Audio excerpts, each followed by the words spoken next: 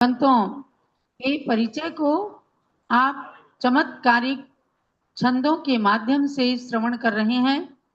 परम पूज्य गणिनी प्रमुख श्री ज्ञानमती माता जी के द्वारा आज से 50 साल पहले रचा गया चमत्कारिक स्तोत्र है, जिसमें एक अक्षर से लेकर और 30 अक्षरों तक भगवंतों की स्तुति करके उनके पूरे परिचय को इसमें प्रदर्शित किया गया। ऐसे ऐसे छंद हैं जिनको पढ़ लेने मात्र से घर के अंदर, परिवार के अंदर और अपने जीवन के अंदर चमत्कारों का अनुभव होने लगता है। तो इस श्रृंखला में भगवान ऋषभ देव की स्तुति एकाक्षरी छंद से प्रारंभ किया। अब हम सुमतिनाथ भगवान के स्तोत्र पर चल रहे हैं।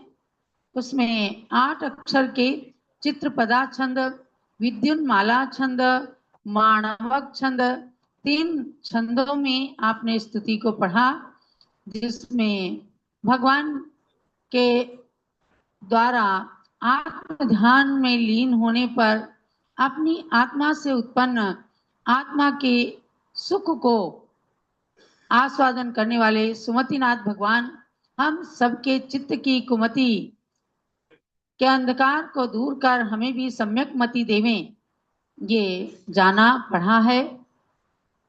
अब अगला छंद आ रहा है हंस रुतम। हंस रुतम, हंस की टोली। हंसों की टोली कैसी होती है? अगर सफेद सफेद हंस चलते हुए दिखाई दे जाएं तो समझो बहुत ही शुभ होता है। और ऐसे सुंदर हंस मान सरोवर पर रहते हैं, तो उस मान सरोवर का स्मरण करते हुए हंस रुतम छंद जो कि 8 अक्षरी है उसके लिए कहा मनौ गौ हंस रुत में तत्, अर्थात जिस छंद में एक मगण, एक नगण और 2 गुरु होते हैं वह हंसरुत छंद है। एक गण में हमने बताया था 3 अक्षर होते हैं, 2 गण में 6 अक्षर। अब ये 8 अक्षरी छंद है, तो उसमें कहा बाद में 2 गुरु हों। मगण के अंदर 3 गुरु ही गुरु होते हैं। आपने जान लिया है कि गुरु का निशान होता है वक्र, यानी एस के आकार की को गुरु कहते हैं। तो जिसमें 2 गुरु, तीनों गुरु हो वह मगण कहलाता है। और एक नगण जिसके अंदर तीनों ही लघु हो वह नगण कहलाता है। तो लघु की आकृति आपने सीधे डंडे की तरह देखा। नीचे इन छंदों के लक्षण भी हैं। और उसके बाद 2 गुरु रहते हैं, वह हंस रुत छंद है। उसका उदाहरण भगवान सुमतिनाथ की स्तुति के द्वारा प्रदर्शित किया है। आत्मा सिद्ध सदृशोयम चिच्चैतन्य विभवोयम ज्ञान ज्योतिरतुलोयम विस्माभिर्निगदितोयम। क्या कहते हैं? आत्मा अयम सिद्ध सदृशा, ये आत्मा सिद्ध के समान है। कैसे? शक्ति रूप में यह आत्मा सिद्ध के समान है। जिस सिद्ध के समान आत्मा को भगवान ने प्रकट किया, तो हम सबके शरीर में भी छिपा हुआ आत्मा सिद्ध के समान है।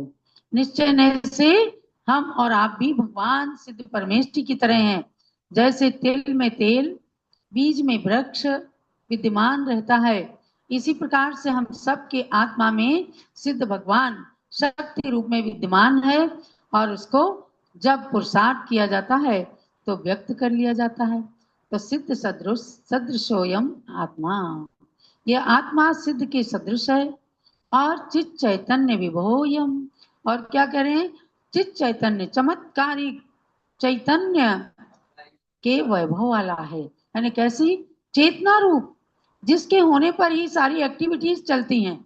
अगर ये आत्मा शरीर से निकल जाए तो शरीर को मुर्दा कहने लगते हैं, शरीर को मिट्टी कहने लगते हैं। और आप सुनते हैं कहा जाता है मिट्टी की काया मिट्टी में एक दिन समाएगी, ना सोना साथ जाएगा ना चांदी जाएगी। तो काया मिट्टी की है और इसके अंदर चैतन्य चमत्कारिक आत्मा है। तो उसको कहा कि चित चैतन्य की वैभव वाला है। और ज्ञान ज्योति रतुलोयम अयम आत्मा ज्ञान ज्योति अतुलहा। ये आत्मा ज्ञान ज्योति स्वरूप है, अतुल है, इसकी तुलना किसी से नहीं की जा सकती। इस आत्मा की तुलना किसी संसारी प्राणी से नहीं की जा सकती। ये सिद्ध सदृश आत्मा सिद्धों के समान, सिद्धों की तुलना से ही समानता इसकी दी जा सकती है। बाकी किसी संसारी प्राणी से इस चैतन्य चमत्कारिक आत्मा की तुलना नहीं की जा सकती। लोग आज शरीर को सजाने में लगे हैं, अपनी मन की इच्छाओं को पूर्ण करने में लगे हैं, और तमाम वैभाविक परिणतियों में लगे हैं, क्षणिक सुख को आत्मिक सुख मान लेते हैं। लेकिन देखो, सुमतिनाथ भगवान ने चैतन्य वैभव से समन्वित आत्मा को प्राप्त किया, सिद्ध के सदृश अपनी आत्मा को सिद्ध ही बना लिया, और ज्ञान ज्योति रूप अतुलनीय सुख को प्राप्त करने वाले आत्मा के लिए कहा इस्माभिर निगदितोयम। क्या कहते हैं? क्या अतुलनीय है और इसमा भी निगदित, यानी हे भगवान आपने कहा है। इसमा भी तो हम भी कह सकते थे, लेकिन सम्मानवाचक शब्द इसमा भी निगदिता अयम, उस आत्मा के बारे में हे सुमतिनाथ भगवान आपने ऐसा ऐसा बताया है, इसलिए आपकी स्तुति करने वालों की कुमति तो सुमति बन ही जाएगी।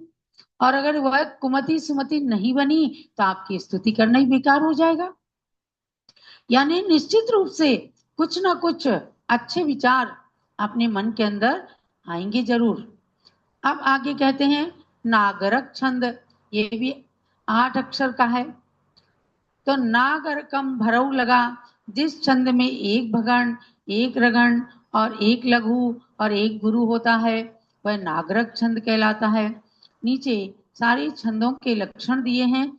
जब आप व्याकरण, अलंकार, कोश आदि को पढ़ेंगे, छंद वहां पर अपने आप फिट हो जाएगा। छंद ऐसा है कि जैसे अपने शरीर पर अनेक प्रकार के आभूषण पहन लिए जाते हैं, इस प्रकार से शब्दों के अलंकार को जब एक जगह पिरो दिया जाता है तो छंद बन जाता है, और उसके द्वारा भगवान की स्तुति करने में भक्त को आनंद और पुण्य दोनों की प्राप्ति होती है। तो नागरक छंद में कहते हैं पापहरम शिवंकरम पाद सरोरुहम तव स्वात्मतमोहरम विधो त्वाम निदधे मनोग्रहे। क्या सुंदर बात है कि तव पाद सरोरुहम, हे भगवान आपके चरण कमल क्या हो, कैसे हैं? पाप हरम शिवंकरम, पाप के हरने वाले हैं और शिव को प्राप्त करने वाले हैं। देखो शिव, शिव माने मोक्ष, मोक्ष उन्हीं को मिलेगा जो मोक्ष जाने वाले की आराधना करेंगे, है ना। पाप करने वालों को कभी मोक्ष नहीं मिल सकता। अंजन से व्यक्ति निरंजन बन गया। वह ललितांग नाम का राजकुमार जब चोरी करने में चोरों का सरदार बन गया तो उसने अंजन गुटिका विद्या सिद्ध कर ली। वो सबको देखे और अंजन लगाने के बाद उसको कोई न देख सके, फिर तो खूब चोरी करने लगा और रानी के गले का हार निकाल करके जैसे ही चला, कोतवाल मसाले लेकर के चले और उसके आंख का अंजन धुलने लगा। तो अंजन चोर क्या सोचता है, क्या मरना तो है ही। चलो सामने देखा कि एक पेड़ पर एक कोई बैठे हुए सेठ जी और उनके छीके को काटने के लिए तैयार हैं, लेकिन पता नहीं क्या बात है, नीचे भाले बर्छी लगे हैं। जल्दी से उसने पूछा आप ये क्या कर रहे हैं? बोले मैं इनको काट रहा हूँ, आकाशगामी विद्या इससे सिद्ध हो जाएगी, लेकिन मैं डर रहा हूँ। एक मंत्र हमारे सेठ जी ने बताया, उस मंत्र को पढ़कर इसके छीके काटने हैं। तो अगर मैं सोच रहा हूं अगर गिर गया तो इन भाले बर्छियों में जाके गिरूंगा तो मर जाऊंगा। तो अंजन चोर क्या, चलो उतरो, तुम आओ, नीचे आओ, मुझे बताओ कौन सा मंत्र। उन्होंने नमोकार मंत्र बताया, लेकिन वो भी वो भूल गया। चोर उसके ऊपर बैठता है छीके पर, कहता आणम ताणम कछु न जानम सेठ वचन प्रमाणम। और वो सब गांठे काटता गया, जैसे अंतिम गांठ काटी या तो नीचे गिरता या ऊपर जाता, एकदम विद्या ने उसको झेल लिया। और कहती है कि राजन मुझे बताओ, मैं आ गई हूं, मैं आकाशगामिनी विद्या आपको सिद्ध हो गई हूं। उसने कहा कि चलो मुझे अकृत्रिम चैत्यालों की वंदना कराओ। देखो चोर भी सुधर गया तो अंजन से निरंजन बन गया। ऐसे भगवान की स्तुति करने वाले या भगवान के वचनों पर श्रद्धा करने वाले या भगवान के चरणों के अंतरंग से सच्ची श्रद्धा से भक्ति करने वालों का यही होता है, पाप का हरण हो जाता है, शिव की प्राप्ति हो जाती है, कल्याण हो जाता है, स्वात्म तमोहरम, और आत्मा के अंधकार को आप हरने वाले हैं। देखो भगवान कुछ नहीं करते, लेकिन भगवान की भक्ति से हो जाता है। आप पढ़ते हो, अपुत्रीन को तू भले पुत्र कीने, दरिद्रीन को द्रव्य के दान दीने। क्या भगवान ने लाके पेट में बच्चा रख दिया? क्या भगवान ने लाके आपके घर में नोट रख दिए? लेकिन नहीं, ये पार्श्वनाथ भगवान की स्तुति गलत नहीं है, भगवान की भक्ति से हो जाता है। इसलिए कुंद कुंद स्वामी ने भी कहा है, स्तुति करना ये मिथ्या नहीं है, ये अनुभव वचन योग है। सत्य भी नहीं है क्योंकि भगवान देते नहीं, और सत्य भी है क्योंकि उनकी भक्ति से हो जाता है, मिल जाता है सब कुछ। तो भगवान की भक्ति से ये कार्य सिद्ध होते हैं, अंधकार दूर होता है मन का। और हे विधो, विधो माने होता है चंद्रमा, हे चंद्रमा, चंद्रमा की उपमा भगवान को दी कि हे सुमतिनाथ भगवान, हे जिन चंद्र ताम मनोग्रहे निदधे।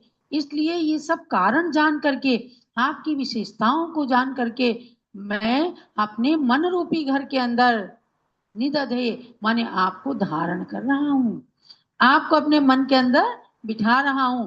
मेरे पास कोई सिंहासन नहीं, कोई सोना चांदी नहीं, लेकिन मैं भक्ति के सिंहासन पर आपको बिठा रहा हूं, ताकि मेरा मन स्वच्छ हो जाए, मेरी मन की कुमति निकल जाए, अंधकार निकल जाए, जो कुछ भी गंदी भावनाएं हैं वो सब समाप्त हो जाए।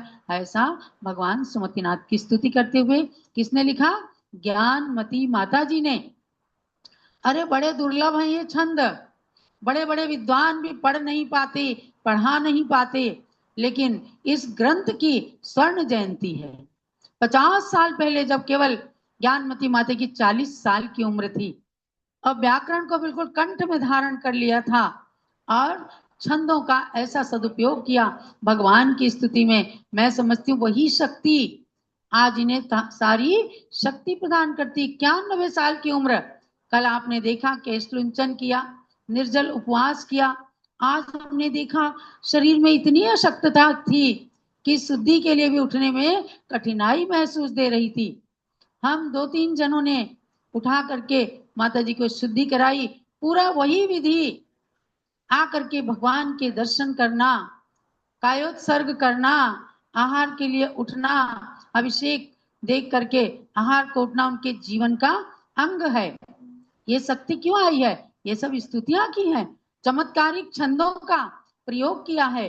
तो ऐसे नागरक छंद के द्वारा, 8 अक्षरी छंद के द्वारा जो पूज्य माता जी ने आपको बताया, हमको बताया, हमें ये छंद शास्त्र पढ़ाया, हमने एक एक छंद इसके रटे हैं, याद किए हैं और उनका प्रयोग करते हुए अपनी आंखों से ज्ञानमती माता को देखा है। हस्तिनापुर की पावन धरा पर प्राचीन मंदिर के अंदर बैठ करके दिन भर लिखती थी, 1 घंटा भी विश्राम नहीं करती थी, और तब ऐसा चमत्कारिक स्तोत्र प्राप्त हुआ। तो भव्यात्माओं, इसको आप सुनते रहिए और सुनने के साथ इसको गुनते रहिए।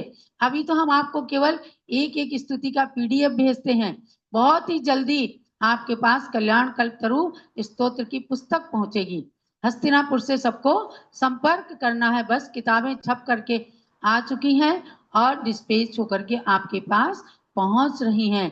तो छंदों का ज्ञान प्राप्त करें, व्याकरण का, अलंकार का, और सब कुछ इसमें ज्ञान प्राप्त करते हुए भगवान के पूरे परिचय को प्राप्त करके अपनी आत्मा में छिपे भगवान का स्मरण करते हुए ज्ञानमती माता के उपकारों को भी स्मरण करें। और यहीं तक इस स्वाध्याय को पूर्ण करके रत्नत्रय महोत्सव की ओर आती हूँ। और अब